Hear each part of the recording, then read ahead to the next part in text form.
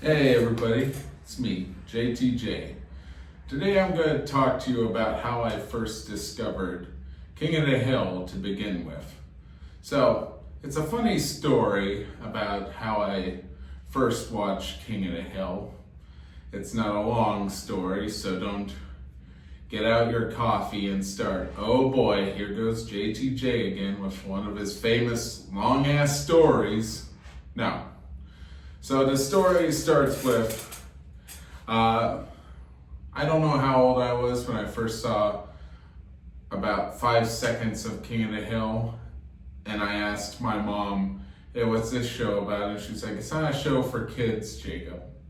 I also remember one time I went camping, and I stayed at this cabin that had a TV, and I was flipping through the channels to find something good to watch, and I flipped past King of the Hill. And I remember the episode too. It was the one where Luann got broken up by her boyfriend, Buckley, whatever his name was, in the first season. And the fact that I know that is a pretty funny story.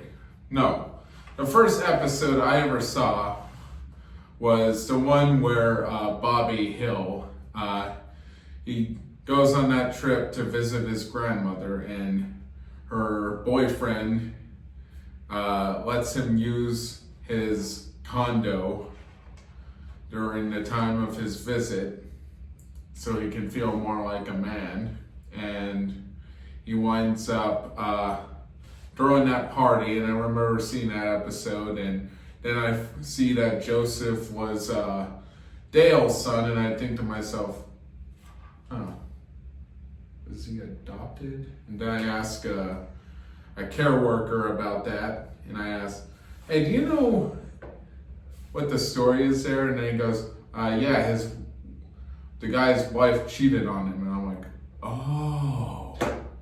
It's kind of funny that, I mean, to be fair, with the context, and that was the only episode I have seen so far when I first started watching it, I think anyone would have assumed he was adopted or something. Or, you know. I mean, I didn't even see his wife in that episode. I don't remember seeing his wife in that episode. So, for all we know, his wife could have been Native American. Who knows? And she died. I don't know. There was no way of knowing. Just saying, I know now, but it's kind of funny. And that one episode turned into a lifelong love for the show. I love this show to this day, and I look forward to the revival. I actually remember one story where I'm watching the show, and I was 14 at the time, and I'm watching it, and my mom overhears it, and they're screaming something about sex, and my mom didn't like that. And I'm like, Mom, I'm 14. I'm gonna watch this show. It's not like South Park or Family Guy. I have every right to watch something that's a little less vulgar, supposedly.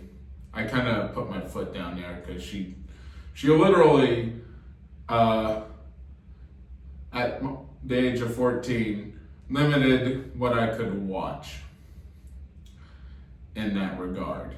And King of the Hill seemed to be the most, the least vulgar show there is. I mean, it's still vulgar, but come on. When you compare it to South Park, Family Guy, it's pretty less vulgar. Let's be real. But that is my story of how I first saw King of the Hill.